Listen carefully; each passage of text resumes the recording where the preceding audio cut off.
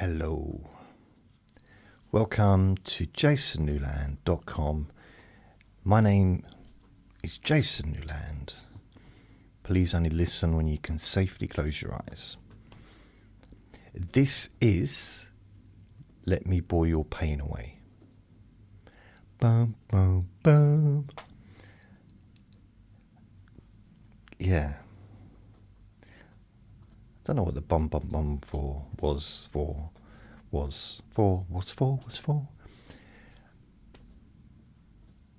was I going to say? This is kind of like a sibling to the Let Me Bore You to Sleep. They're related. This is Let Me Bore You to Sleep's sister, kind of. And some would argue the same, but not really. Well, someone might not argue not really, but I would say not really.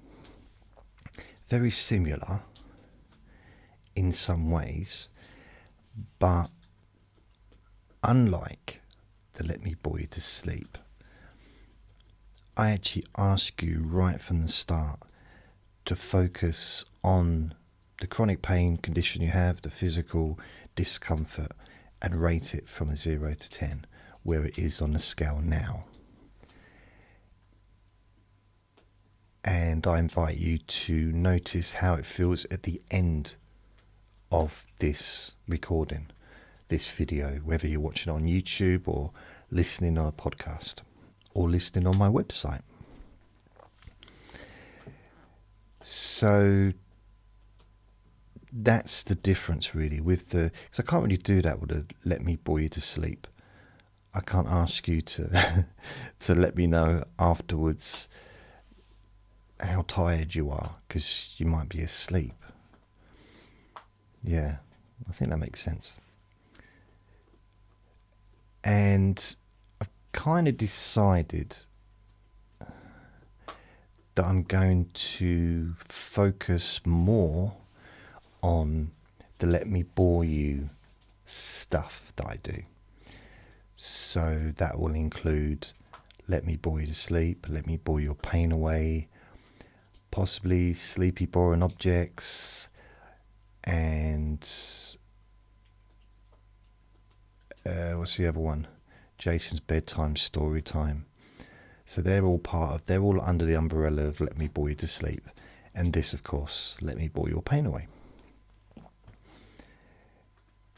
And part of the reason for that is this format suits me better than, I guess, like traditional hypnosis-y stuff. Because I can do this regardless of what sound there is. I can do it. I mean, I do edit out coughs and, space shuttles going past. I do edit that stuff out if it's too noisy and if he barks. But things like him crunching away on his bone or running around or whatever, playing with a toy, I'll leave that in. He's part of this podcast, Vinny, that I'm talking about. He's not some weird, it's not a ghost or anything. And so this is what I do. And I realise that on YouTube, the most popular videos I do are the deep sleep whisper stuff. But it's just, I guess I've got to go with where I feel is right for me. And doing the Let Me Bore You to Sleep, the Let Me Bore Your Pain Away, being the same kind of format, it just feels more right for me to be focusing on just one thing.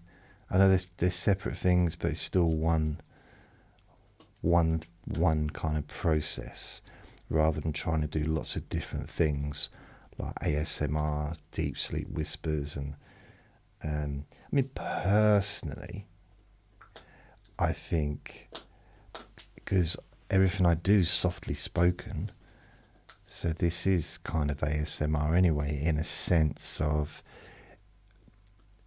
you've got the background sounds, and you've got the sound of my voice, which isn't really a lot different from if you were listening to a whisper recording.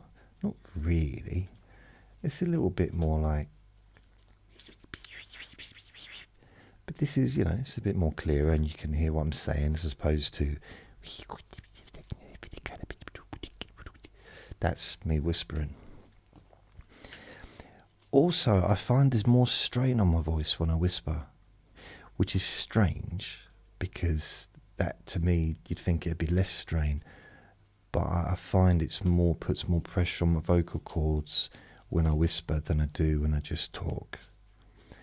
And I need to preserve my voice, even though my voice sounds a little bit croaky today. A little bit croaky. I think my voice is in the process of breaking. Seriously, I'm turning into a girl. I'm becoming an adult. It's like, wow.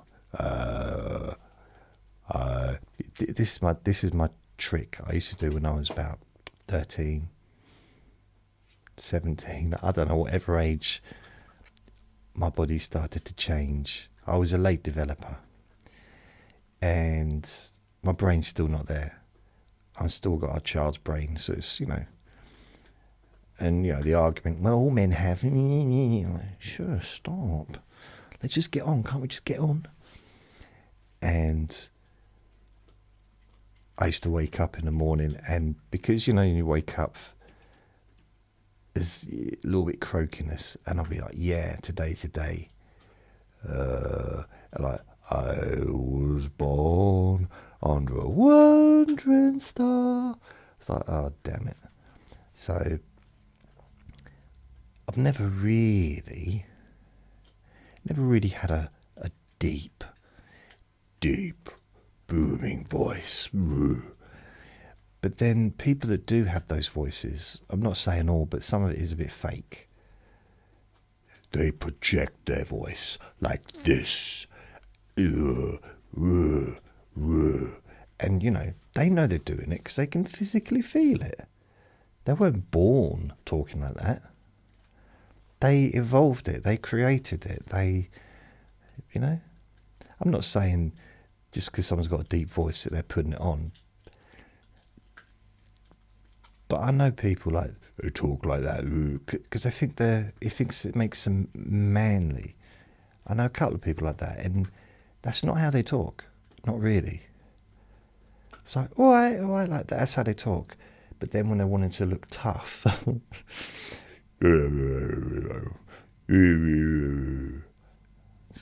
don't know.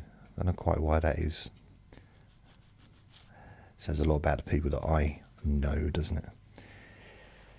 So with this recording, with these Let Me Bore Your Pain Away, it's a very similar, as I said, thing to the Let Me Bore You to Sleep, which will mean nothing if you don't know what the Let Me Bore You to Sleep ones are. And I don't even know how I would explain it after 8 years of doing them. Is it 8 years? 2018, 19, 20, 21, 22, 23, 24, 25. 7 years, sorry. After 7 years of doing the Let Me Bore You to Sleeps, I don't even know how to describe them. It's almost more like a blog, really, like a daily update on what's going on, but with a little bit more injected, a little bit more, bit of silliness, a bit of and a bit of and with these Let Me Bore Your Pain Away recordings, it's a little bit different. It's still a bit silly, still a bit pointless, still a bit but at the same time there is a focus. Some would argue that I've probably never focused in my life, but actually I've got quite good focus.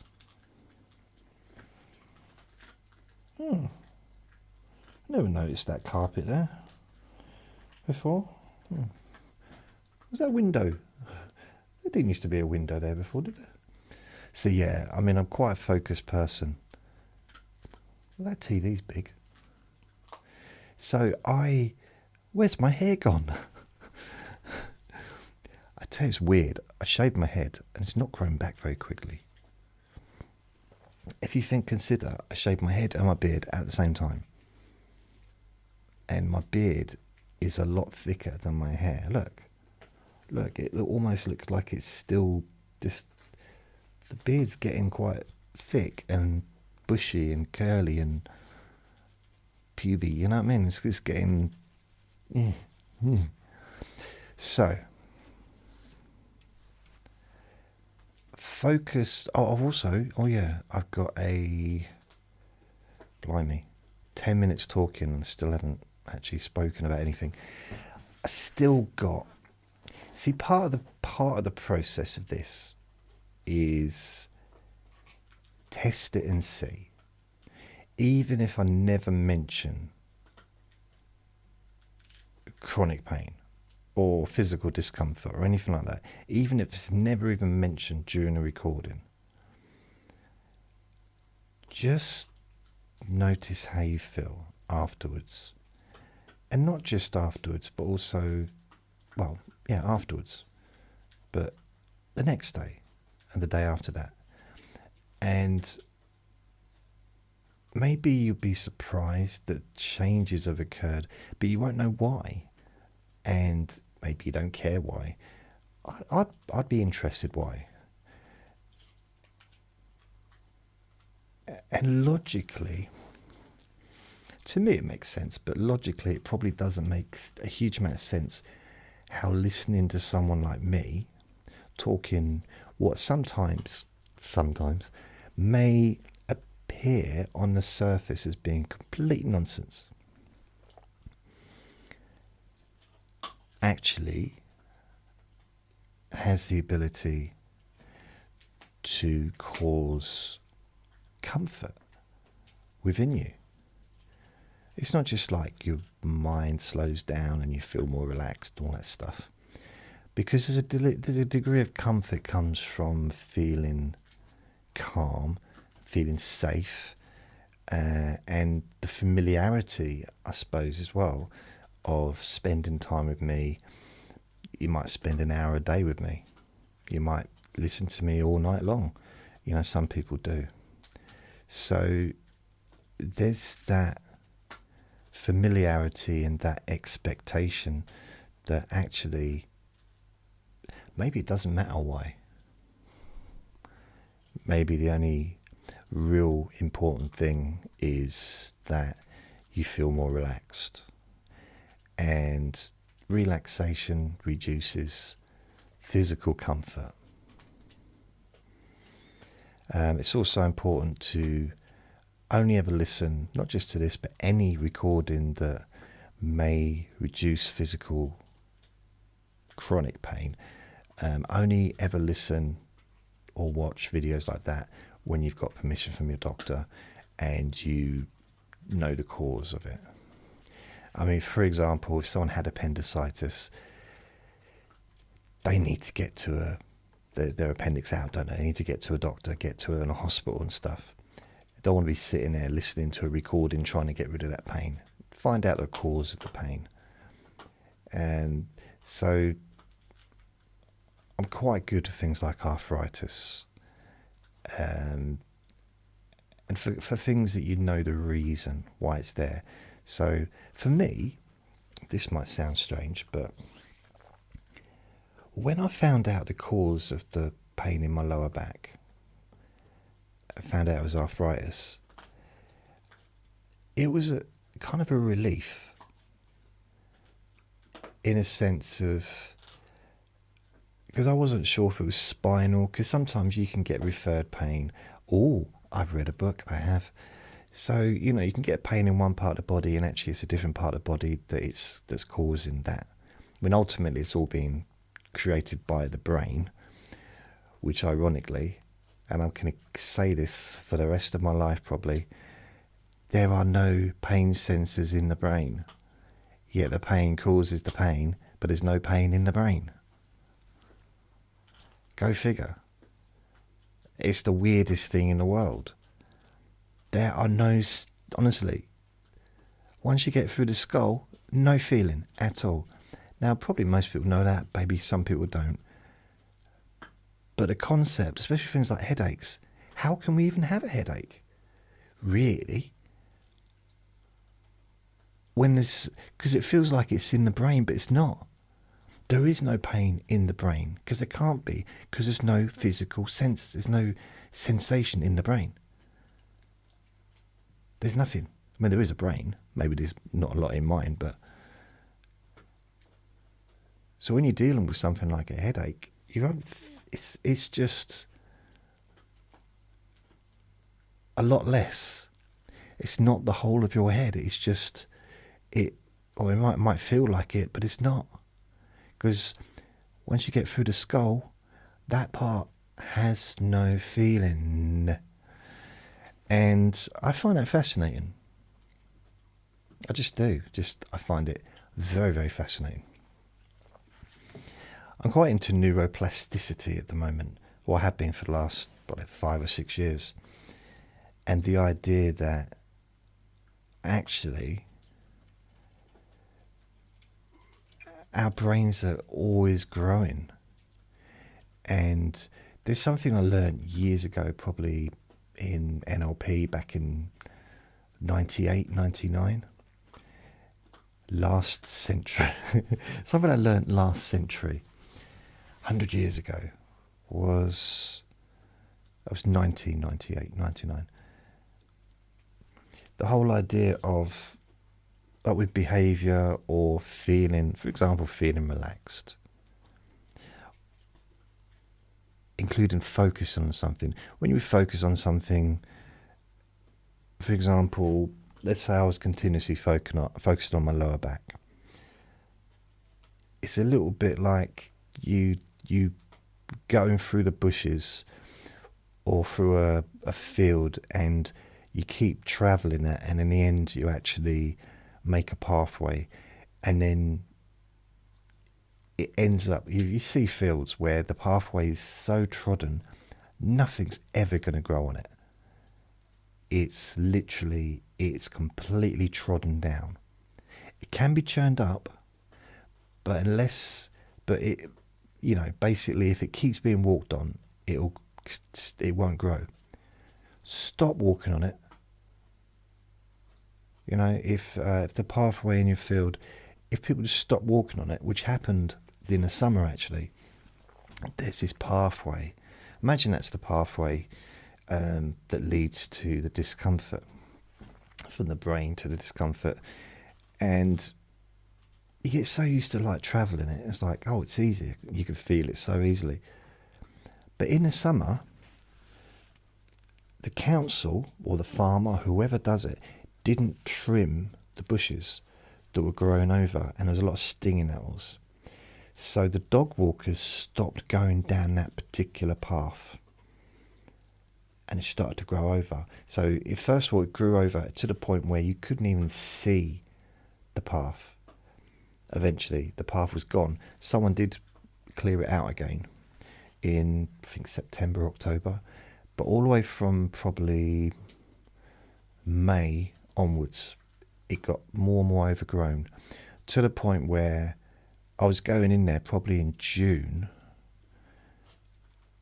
and I was tripping over because all of the weeds had grown over, and I was tripping over it.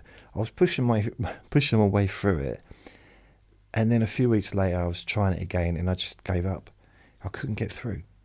It had overgrown so much. The pathway's gone, and it took a lot of work to get that pathway. I think they need to use some big industrial machine to sort of break the path again. So that's kind of what happens when you start thinking differently and you open a new pathway. When perhaps you think about let's say if I was to think about my lower back, and then I think about how it feels when it feels comfortable, how it feels when it feels relaxed, which it does right now. And it's a strange feeling, because you know that feeling you get when it's nice. It's like a little bit of air. I was going to say like a little angel farting in my face, but probably not a good example. But a little bit of air just like puffing out. I guess like a fart, isn't it? But it's nice. I mean, an angel's fart would smell nice, wouldn't it, I imagine? But perhaps we shouldn't get too stuck on that one. And across my chest, it felt quite nice. Like, oh, and my shoulders. It's almost like the idea of allowing myself to feel more comfort in my lower back felt nice. It's like I got a little reward, a little. It wasn't like adrenaline. It wasn't. I don't know. It just felt nice. It wasn't some kind of wonderful. I didn't have the urge to do cartwheels. I'll be honest. You know. Let's go skydiving. I wasn't quite in that zone just then. You may have noticed. But you feel. Maybe it's a sense of accomplishment. Maybe it feels nice for you because you realise that you have choices. And by opening your mind up to the idea of a different pathway from your brain, so when you think about that part of your body, it actually opens up, it moves to like comfort, a feeling of lightness.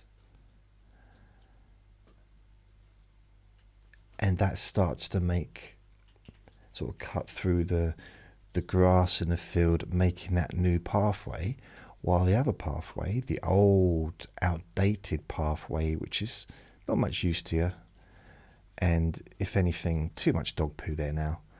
It's like, got to look. You ever go on a pathway because I take Vinny. Obviously, I do take Vinny out every day, and we've got a lot of fields, but sometimes there's so much dog poo where people don't pick it up. I'm hoping it's dog poo, and to the point where I don't want to go down that way anymore. It's not comfortable anymore, because we can actually have comfort in physical distress, which is weird. I think that's a human thing, isn't it? It's like, oh, I'm in pain. It's familiar, therefore it's comfortable. It's like, actually, it's not comfortable. It might be familiar, but lots of things can be familiar. You know, if you do anything regularly, it becomes familiar, doesn't it? So, like handstands. If I was to do a handstand, every lunchtime before I had my dinner, after a certain amount of time, providing I didn't end up in hospital, I'd become used to it. Why I'd want to do that, I don't know. I say that with a sense of, I seem quite certain that I would be able to physically do a handstand, and I'm not sure if I could. I mean, it could actually end up being a headstand, and that's probably not the best thing in the world. I mean, I couldn't even spin on my head when I was a kid, no matter how hard my parents tried. It was the, what was it, that breakdancing. Couldn't do it. Could not do it. And I just couldn't, I didn't know where to get any lino. Where did they get the lino from? Everyone seemed to have a big square of lino. I mean, did they steal it from their house? I don't remember there being any shops, like lino shops, that sold it. So where did they get it? Some people tried to do it on cardboard. That wasn't quite the same. Yeah. See people walking around. I actually had a roller carpet, but that everyone just laughed. They said it needs to be slippery. So I said, oh, that's right, I've got a solution for that. Got some baby oil. And they said, this is inappropriate. I said, why? It's weird. And yeah, got kicked out of church. So yeah, the thing is, having that connection, like a positive, and sometimes I think when we use the word positive, it can be a little bit judgmental to ourselves, like, this is positive, that's negative. And I understand the difference between positive and negative, but at the same time, I don't really necessarily see the benefit in having a go at myself for not always being positive, because I'm not always positive. Simple fact, and I don't, I've got a brain and it's a little bit dysfunctional. I'm on medication for a dysfunctional brain, so it's, I'm not going to give myself a hard time over that. But at the same time,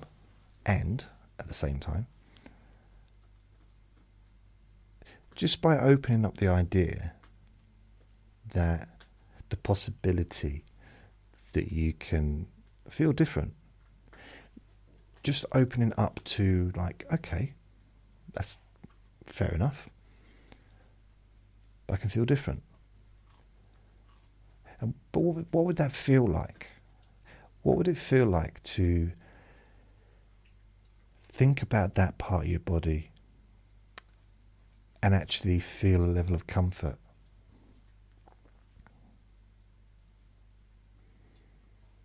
What would that experience be like?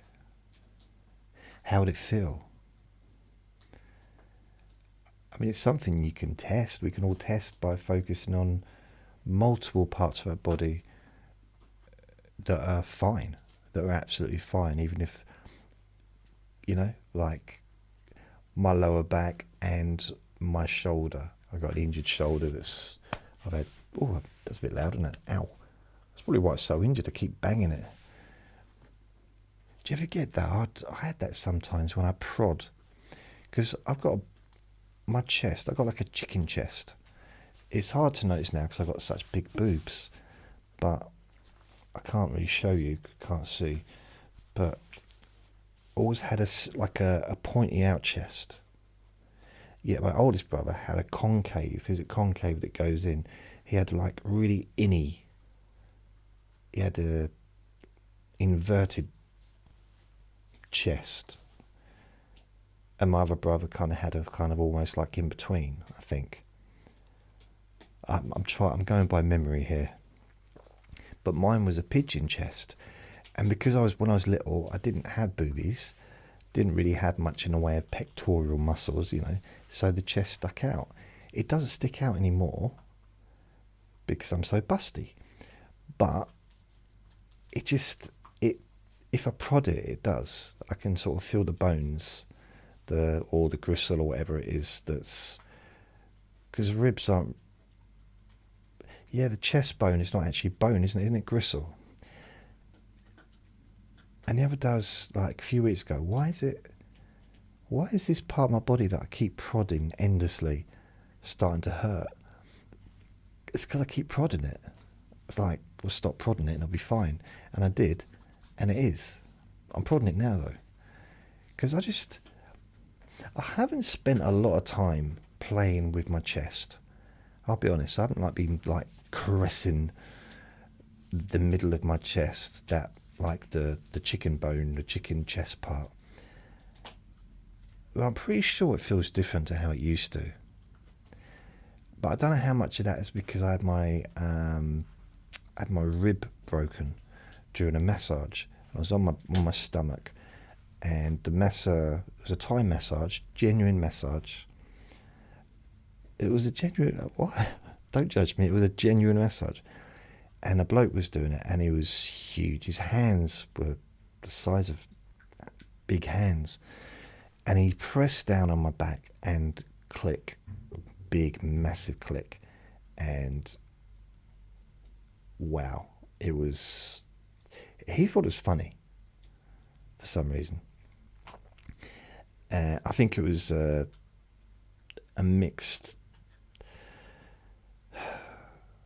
communication issue.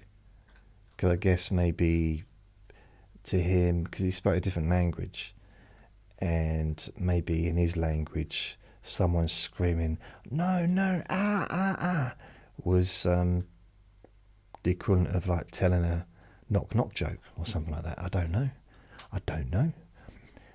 But I think because I broke my rib in 2004 and it healed, but I think it might have been misaligned. So this might have realigned my back and my chest. And it's only a couple of years ago, or 3 years ago now nearly. And I think maybe it realigned my chest. So perhaps for 20 years nearly, I was elbowed in the chest. That's what ended up with me getting my ribs broke.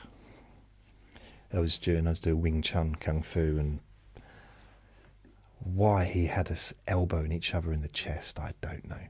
We had pads on, but the pads didn't cover my whole body. And yeah,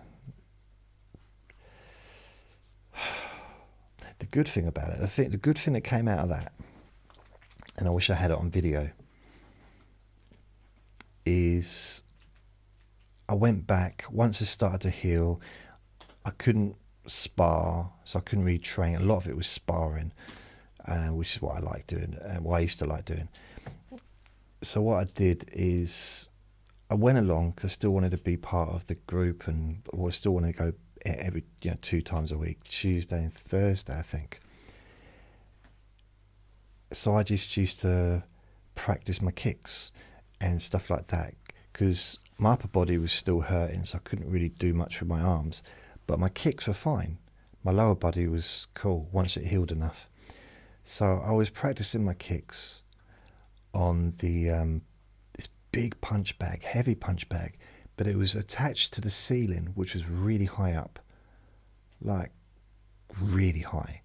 This hall, it was actually demolished, not then, at the time, but later.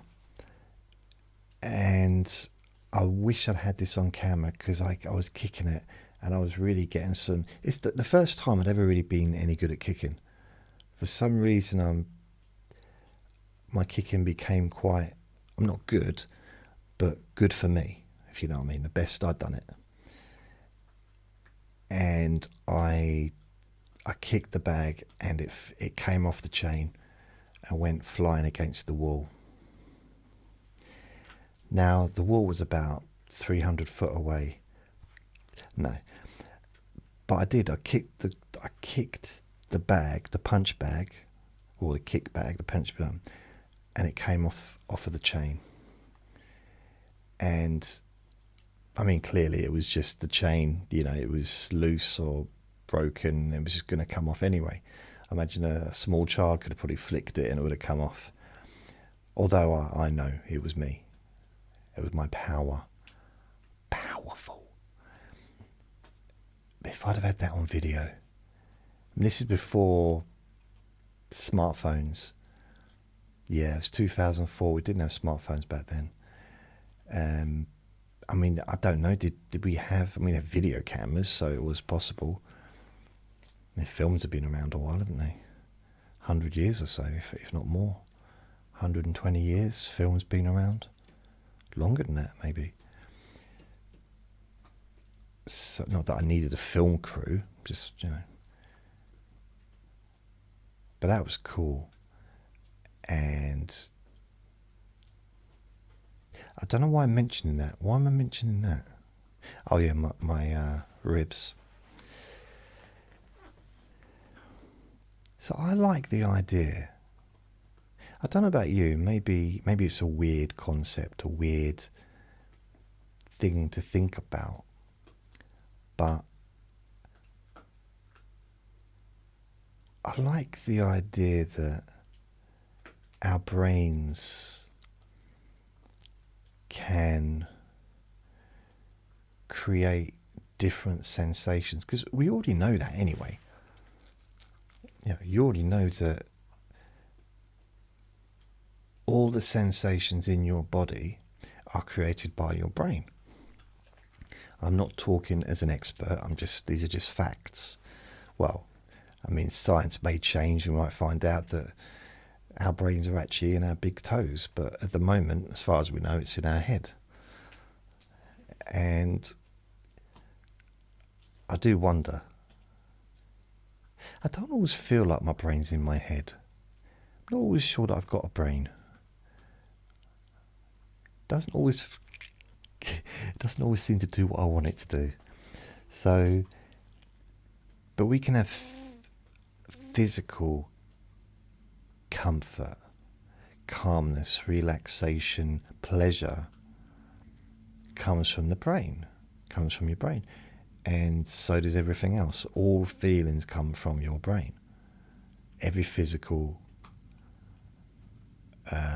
sensation comes from your brain.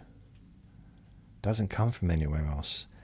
I mean, I realise, like a small child would put their hand on a stove or something, take it off, for good reason, should take it off, shouldn't be near a stove, but take it off, and would think that it's the pain, because the physical discomfort was in their hand, in the palm of their hand, that's what originated. That's where the physical discomfort comes from. It's coming from the palm of the hand, but it's not. It's coming from the brain. So, if there was someone literally looking over, watching what's going on, it would see what's happening, see it's a stove. It's like, okay, choose whether or not to give pain, to send pain through to that. So you've got the physical sensation in the hand, sends a message up to the brain, ignore it, or, do something about it. And it's safety, because if that little kid didn't go out and feel it, then, well, it would be terrible. Because there are some people who are born without being able to physically feel physical discomfort. And quite often they don't live very long because it's not discovered. Because unless someone has like an accident or something, then it's probably not going to be known that they don't feel pain, because they don't know about it. But unfortunately, not being aware of how our body feels can be a problem. So we're quite lucky.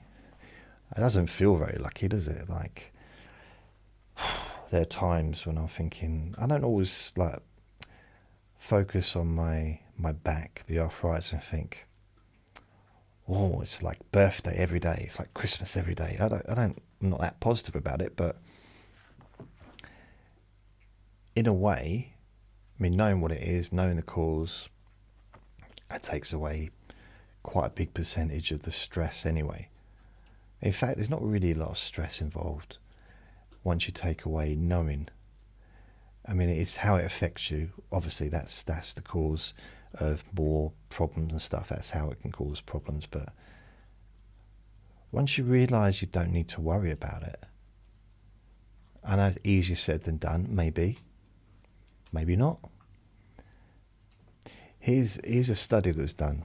I've talked about this before, but I'm a little bit of a nerd when it comes to this stuff. Did you know, well, if you didn't, I'm about to tell you. I follow quite a few pain experts, the lectures, books and stuff like that.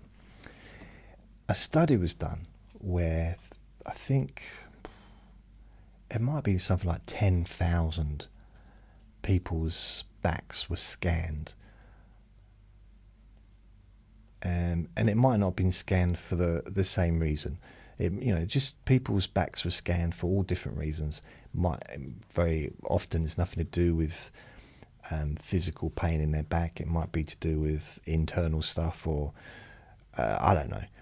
But about 10, I think it might not have been 10,000, but it was a lot. It was thousands of people's backs were x-rayed or CAT scanned.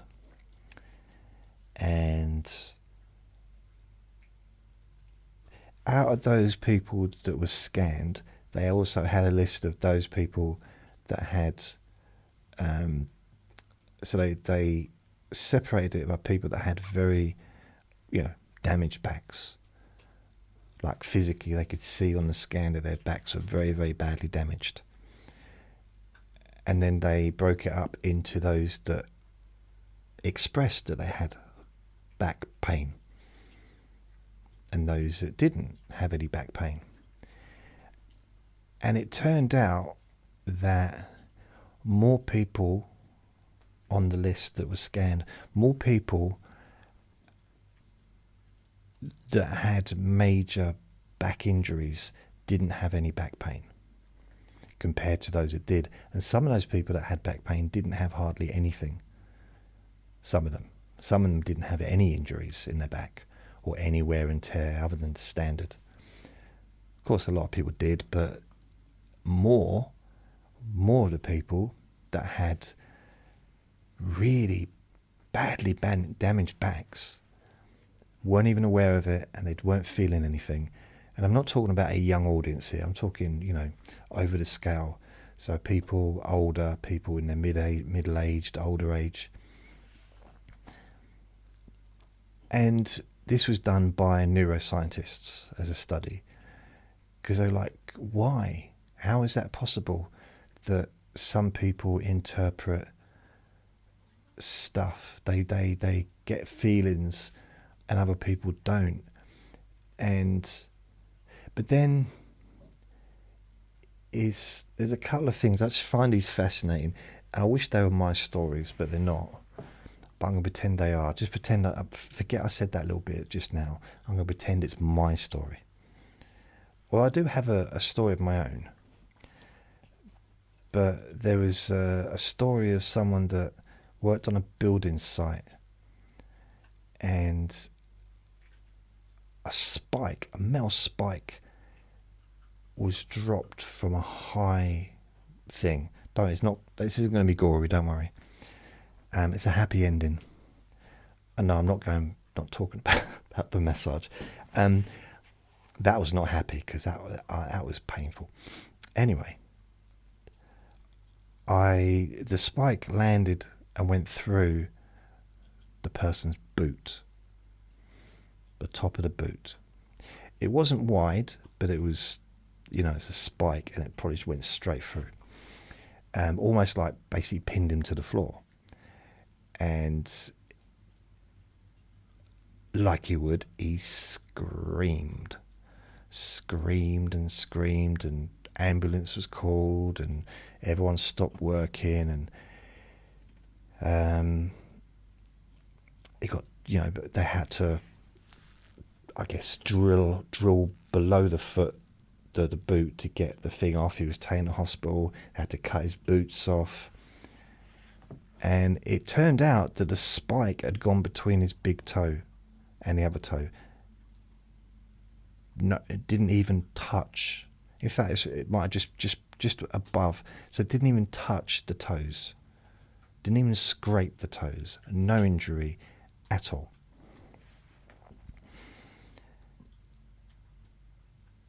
And he went from screaming in agony to, probably a little bit embarrassed, to be honest. Probably more relieved than embarrassed. There's nothing to be embarrassed about on that situation. I think try and find anyone that wouldn't be mildly concerned. And neurologists, psychologists and all that stuff, like, how? And it's belief. Belief is so strong, so powerful. So when you truly believe that actually, remembering that your brain has no physical sensations inside, and realizing that a lot of people don't even know, aren't affected at all by injuries and stuff like that.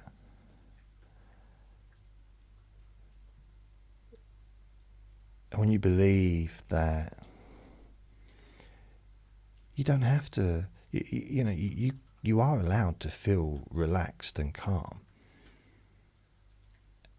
and to enjoy your life, and to actually take a break from all that. Maybe realise that, yeah, you served your time on that one. It's time for a little bit of release.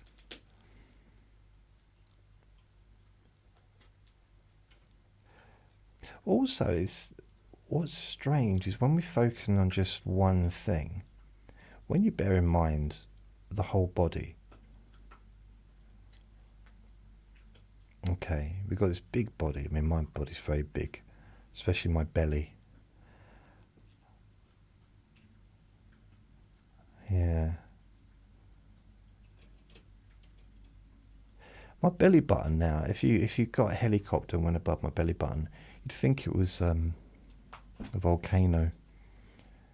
Not just because of the colouring, but molten lava spewing out. No, it's not that bad, but it's actually orange juice that I spilled earlier. That's grim.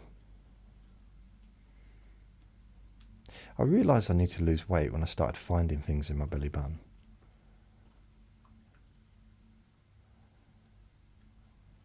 Yeah. Remember I got in the shower once, I pulled my belly up, to wash myself, and my pillow fell into the bath. I thought I was carrying about a bit more weight than normal. And a couple of my dumbbells. And a half-eaten cheese sandwich. But yeah, so really,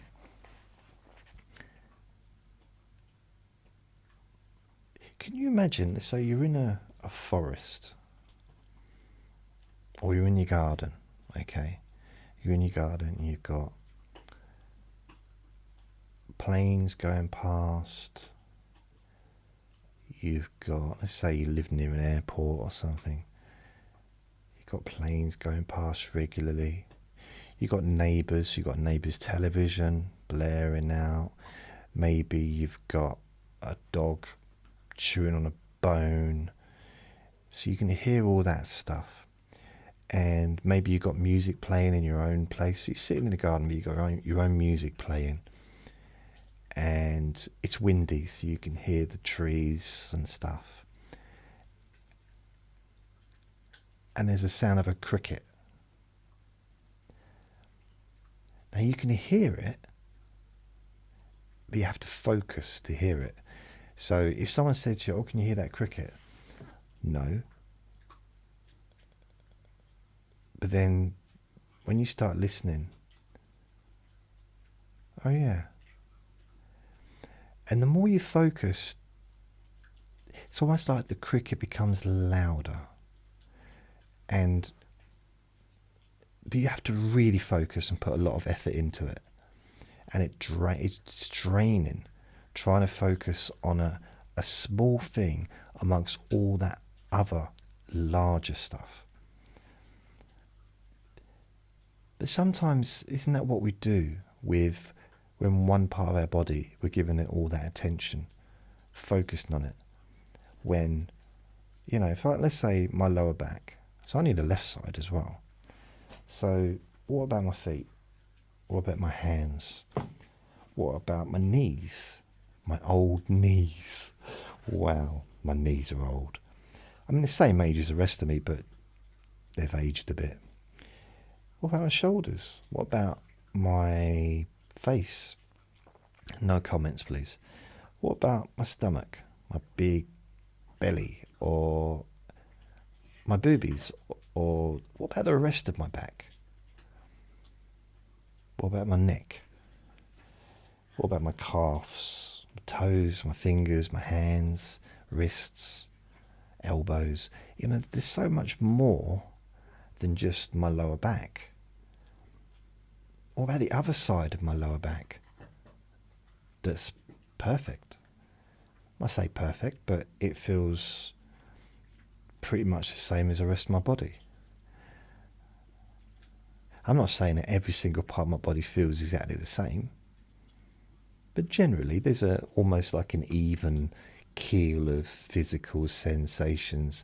spread through the body, so that most of your body will pretty much just kind of all follow the same tide, as it were, the same stream of a river. The fact, the idea of one stopping and going a different way, because swimming up a stream it's not easy. So I've never tried it, but we did have a wave machine in our swimming pool when I was younger, and I wasn't very successful at trying to swim through that.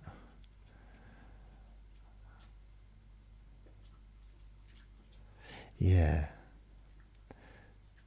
So why do we try? What's the point in trying to go against something that's already there, when everything else is going in that direction? Why are we trying to go in a different direction? Just one part, when everything else is just flowing. And there's something about that flow, isn't there? Like a river, it's not stagnant.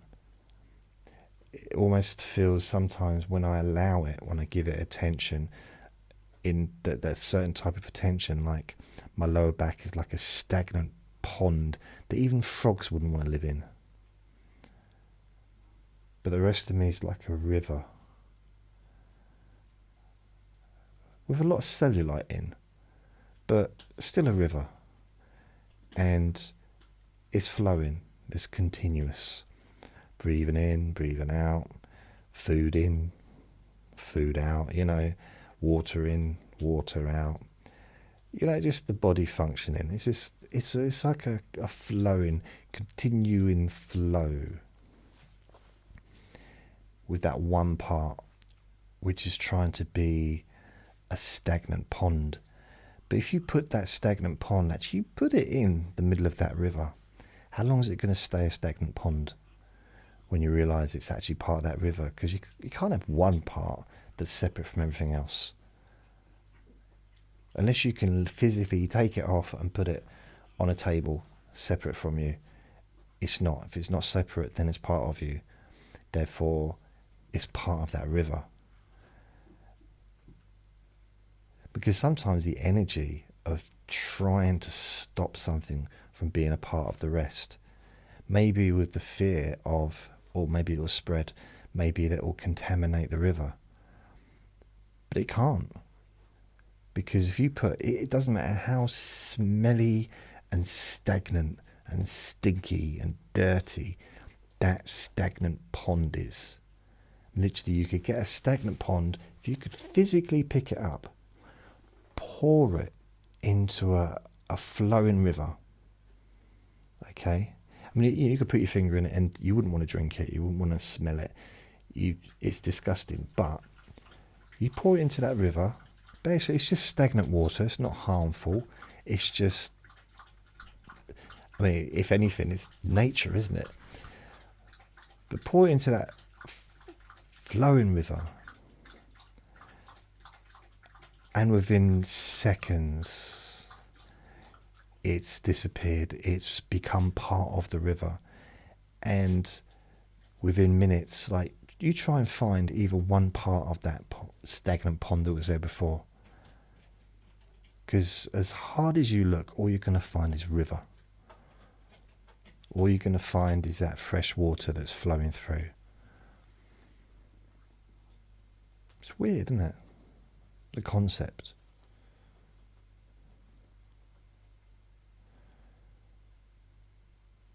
Yeah. I like that idea, actually.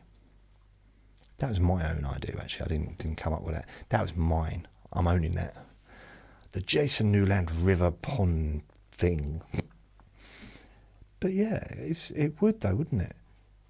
Because I've always thought about the idea of, if you pour, not always, I mean, not when I was 10, but and not on Christmas Day. Generally I'd be thinking about presents. But I thought about, if you put salt, into a swimming pool size, or a swimming pool full of just fresh water, and you poured some a bucket, not a bucket, but like, a big cup of salt in the middle, it'd be practically impossible to taste that salt, because of it'd just be diluted so much. millions-fold.